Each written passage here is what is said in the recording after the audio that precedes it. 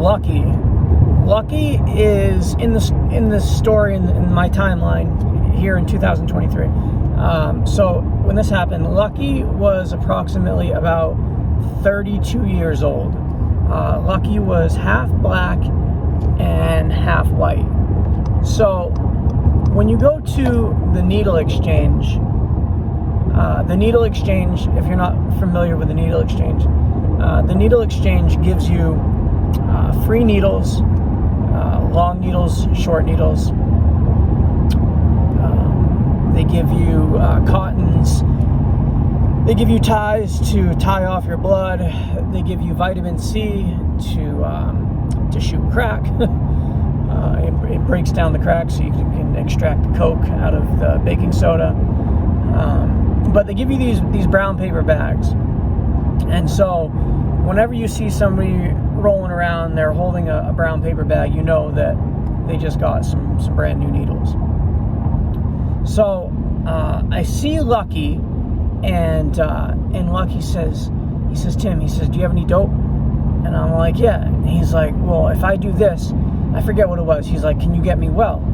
I said, all right, sure. I said, let's go. And so one of the places that we used to go and get well was the Whole Foods bathroom, because it was the stalls had these big doors, and it was hard to see in between the cracks. So we wanted to both go in the stall together and get well. So we go in there, and and the needle exchange also gives you water.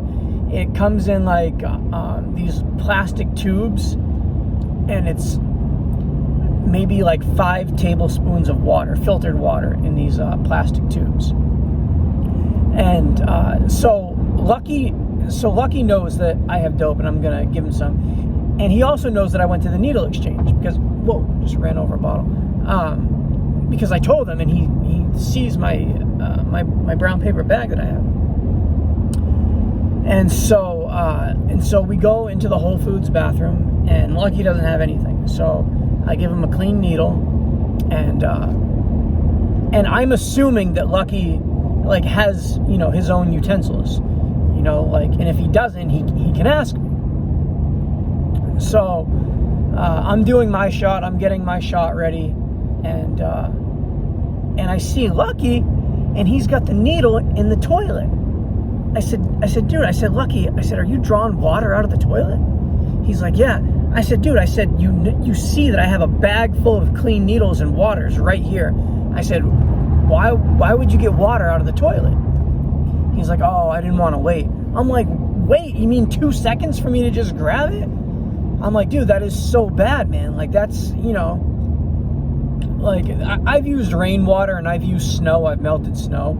I've never used toilet water. I've known a couple people that have and some people just don't care, right? And Lucky was one of those people who just didn't care about anything. Didn't care about his health. So Lucky used the toilet water, and I'm just disgusted. I can't believe he's gonna shoot up with toilet water. So we do our thing, and that's that. And we part ways. And I'd always bump into Lucky at the soup kitchen, or at the needle exchange, or there was this place called Amistad. Amistad was a place where homeless people could go and charge their phones and sleep on the couch or watch a movie. There was a guy there that rolled cigarettes. So you could always go to Amistad and buy cigarettes for 10 cents. I think this guy, he sold them for 10 cents. Some people sold them for 25 cents. This guy sold them for 10 cents.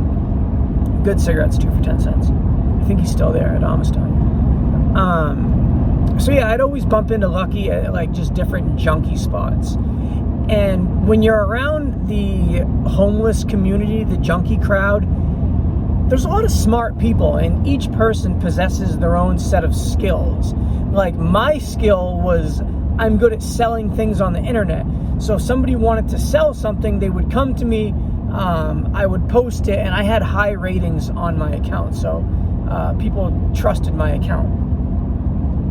But I was good at it. I've always bought and sold. I know how to post. I know where to post. I know how much to post it for. Pricing, everything about selling online. I've been doing it since I was a little kid. I'll make another video on that. I've been doing it since I was about 8 or 9 years old. It started back in a local newspaper. You could pay $1 and it would be in a local newspaper for 2 weeks. But yeah, so certain people possess certain skills, and my skill was selling things online. I was good at that. Some people, they were good at like transportation, like figuring out ways to get free taxi rides. They were good at what's the word I'm looking for? They were good at utilizing resources. I was not good at utilizing public resources. So you got all these smart people that just at some point or another in their life just made bad decisions. Something happened. They lost their job. A spouse died. They got depressed. So drug addiction it just doesn't happen. It's gradual, and most of it has to do with depression, suffering, mental health. You know, nobody just decides they want to be a drug addict. It doesn't happen like that. But so Lucky's certain set of skills Lucky was good at he was good at picking locks on doors, and he was good at exploring the city. So what junkies would do is, if you don't have a place to stay, so in Portland, Maine, it's gigantic old rustic buildings, okay? And inside these, at one point, I think they were like mansions at one point. That's the only thing that makes sense. I think, yeah, they were mansions, or I don't know. But it's big, gigantic, like mansion type buildings. And all of them are all now converted into apartments. So and most of them are all set up the same way. You walk in like a Sally Port, and there's numbers, and you press the number and they buzz you in. Pretty much all like that. And so Lucky would go into all these apartments, and some electronic systems are broken. So Lucky would just go in these apartment buildings, find out which system was broken, or which door was just old and decrepit, and he could like stick his credit card in there, and the door would just open, and he would just explore these buildings. He would never break into houses. He would just he'd go on rooftops, he'd go in attics, he'd go in basements. And so one of the things that junkies would do is we'd find one of these apartment buildings, and almost all of them, actually, yeah, all of them, they all have a basement. And some basements are different than others. Most of them, like basement, water heater, some sort of storage area, but they're all different. But they all have basements. So Lucky would find these basements, and they're different. And so what we would do is we would go into, not the buildings that Lucky found, but so somebody would find a building, find a basement, and basically we would live in these basements with apartments and normal citizens living above us. And so we would live in basements. Sometimes there'd be like 10 of us down there, we'd just be quiet and we'd just be doing our drugs. And we would always pick apartment buildings that were close to the dealer. So the dealers would move around. So let's say the dealers were on Spring Street. Well, then we would start looking for basements in that area of apartment buildings. And eventually we'd find one. And we would live in these basements until somebody found us and the landlord kicked us out. And then even after they kicked us out, we'd still come back. And then they'd kick us out again, and we'd still come back. And it was always different people. So different people would tell different people, oh, do you hear about the basement on Spring Street? Oh, what's the address? I'm going to go. So even though one person got kicked out, they told somebody else about it. And then that person is down there trying to spend the night in a warm building. It was never about like breaking in anywhere. It was only about staying warm and being close to the dealer. So Lucky, his certain set of skills is jamming his way into these buildings and finding these places. And Lucky would never tell anybody. When you found one, it was like a secret. Because if you told people, what would happen is everybody would show up, somebody would do something stupid, the police would get called, everybody would get kicked out. So if you found one and it was good, and like, let's say it was private, and it was kind of like, well hidden, then you could essentially live there for a year if you wanted to. You just had to be really careful and quiet like a mouse, and just really play your cards right in the building. So I bump into Lucky, and I got dope. Lucky says, Tim, he says, I'm sick. He says, I'm so sick right now. And I'm like, dude, I said, me and Trish just got kicked out of her dad's house. This big thing happened there. I said, the cops are looking for us. I said, we can't go back to her dad's house. And Lucky's asking me if I'll get him well, if I'll give him some dope. I said, dude, I don't have enough dope to just be giving any away right now. I said, I have to support Trish and I have to support me, and we don't have very much dope, which was the truth. We never had very much dope. It was always day to day. And Lucky's like, Tim, he's like, what can I do for you to get me well? He says, I'm so sick. And if I did have dope, I would try to help people. I hated seeing people sick. I knew what it was like. I know how cold and how just awful being sick feels. It's a very bad feeling. It's, even though people are doing drugs, fentanyl, heroin,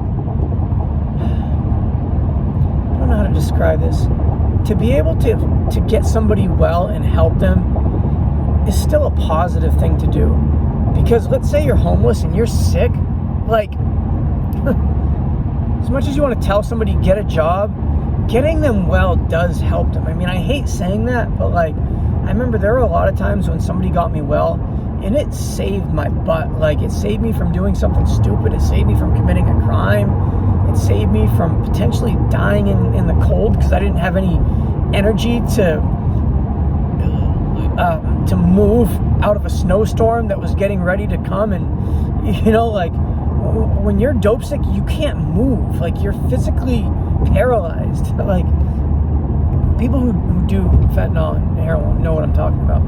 But so Lucky's like, can you do anything for me? He says, actually, he says, Tim, he says, you guys just got kicked out of her dad's house? I said, yeah. He says, look, he says, I have a spot, and Lucky always had spots. He says, Tim, he says, I got 2 spots. He says, I got a spot that you and Trish will love. This spot is awesome. He says, it's got running water. It's got locked doors. Nobody knows about it. I'm the only one that knows about it. And you guys can just have this spot. He says, I'm the only one that knows about it. I'm the only one that'll come. And I'm like, dude, how do I know you're not lying? He says, all right. He says, how about this? He says, I'll bring you there. It's right around the corner. He says, I'll bring you there. And if you like it, he says, I'll give it to you, but then you got to get me well if you like it. And I'm so confident that you'll like it, I'm willing to bring you there and show it to you right now. I said, deal. If it's, he made it sound like this place is the Garden of Eden for apartment buildings and living for free. Like, he made it sound so great. So I'm like, I'm open-minded. I go, and there's 2 sets of doors, okay? So there's the first set of door, and this is a heavy door, right? And you gotta buzz and have somebody buzz you in, right? So Lucky goes to the door, takes his elbow, boom, smashes through it. So with this door, if you use a certain amount of pressure, it just opens. So boom, we go in. And it's not too like, the sound is not gonna like alarm the neighbors. Like, it was quiet enough it wouldn't alarm the neighbors, but it was enough force to open up the door. And so we go through the first door. We go downstairs and we go around, and there's another door, and it doesn't have anything on it, right? He takes his debit card and he's like going like this, boom, pops it open, right? I'm like, cool, right? And we go downstairs and I see this place. It's so big. I want to say, like, if this was an actual apartment, it would be like a 3-room apartment. So you got a room over here, you got a room over here, like, you got a living room right here, and it's there's one part that's concrete and there's another part that's just all dirt. Not like dirt that's like the beach sand, but just like hard, solid dirt. It's packed in. It's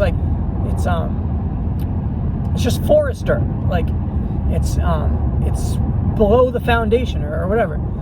So I'm looking around and I see, and what impresses me the most is the door thing. Like, it doesn't say anything on the door, and it's just locked. It doesn't say fire escape, doesn't say basement. It's just, just locked. And I'm looking, and there's electrical wires down. Like people who have cable in their apartments, their cable wires are running through there. So immediately I'm saying, like, dude, I can have free cable. I just get a splicer and I can get my own cable. There's electricity sockets down there, and there's a hot water heater. Now, on, I think all hot water heaters, at the bottom of a hot water heater, there's a little faucet, and you can open it, and it's running water. So we got running water with that, cable, electricity, lights. The only thing that's down there is a breaker box, and what was the other thing? Oh, and then there was a fan. So there was like water leaking, and there was like moisture, and so somebody had put an industrial sized fan down there to evaporate the moisture.